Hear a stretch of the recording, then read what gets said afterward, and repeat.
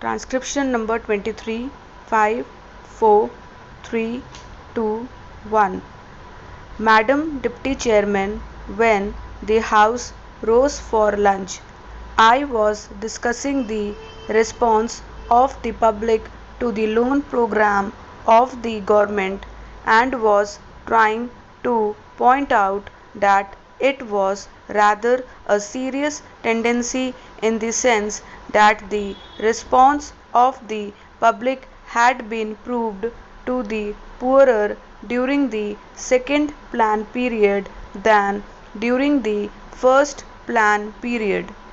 I was trying to point out that looking to the fact that the national income was rising and the people were becoming more conscious of a developing economy and the need to mobilize the resources more and more, a contrary trend ought to have appeared, and that in view of that this trend was disturbing, this trend is to be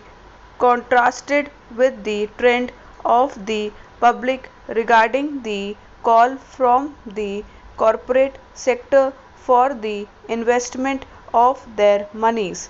Here we find that the shares of some of the new companies or of the old companies that are issuing new shares are oversubscribed at times to the extent of 15 times the capital that has been asked for by the companies. So here are two pictures. One, the picture of the government asking the public to subscribe to the public loans, and the other, the picture of the response of the public to the corporate sector demanding investments from the public.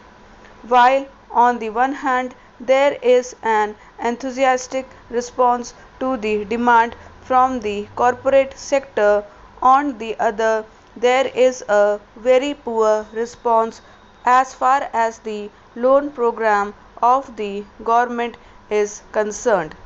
This is a matter of some concern, and I feel that the government should pay more attention than just exhorting the people to save more and to hand over their savings to the government, as the Honorable Finance Minister has done more than once.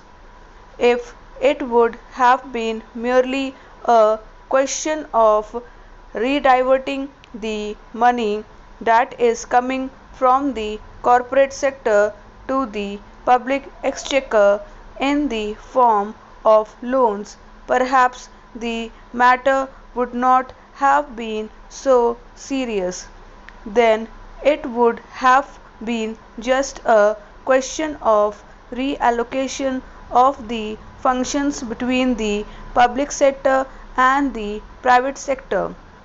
But I feel that there is a large amount of money which is just changing to some lucrative channel, and that explains why the response to the demand from the corporate sector is 15 times. This shows that 14 times the particular capital is not required by that company, and if there had been some adequate steps or measure whereby originally that money could have gone to the public exchequer, to that extent there would not have been any disappointment to the people who wanted shares and but who did not get them, and disappointment to the public exchequer or not getting the response which it ought to have got. That to my mind leads to the question of the pattern of the rate of interest. In a developing economy, and especially in view of the fact that a large number of companies are being floated today which have got an element of growth in them, thereby attracting so far towards them the Government of India to take into consideration the question of the rate pattern of interest on their loans and to see whether something could not be done whereby the public will be attracted to a large extent towards their loan program than hitherto. It was appeared in the press that the question of supply and want is being reconsidered and that offers are sought to be made more attractive. If in the same strain the entire question of the loan program is also considered, it may be possible that these loans also might be made more attractive and thereby more capital which is today just changing the channels of profitable employment might be diverted to the public exchequer in the form of public loans. Then there is the question of the state governments performing their part which has been assigned to them during the third five-plan period. In this connection,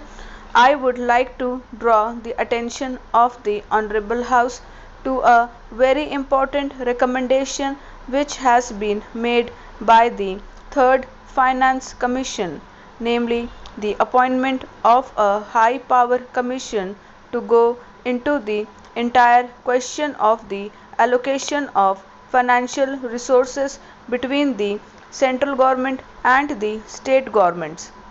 They have argued the whole case in nearly 1.5 pages in order to show why it has now become necessary that a high power commission should be appointed to go into the important question. According to the Third Finance Commission, the allocation of resources between the centre and the states was made at a time when planned economic development was not visualized. When the Constitution was framed, the development of the public sector, the new responsibilities which the states were going to assume, and a plan era were not properly visualized, and it was under these conditions that these allocations were being made.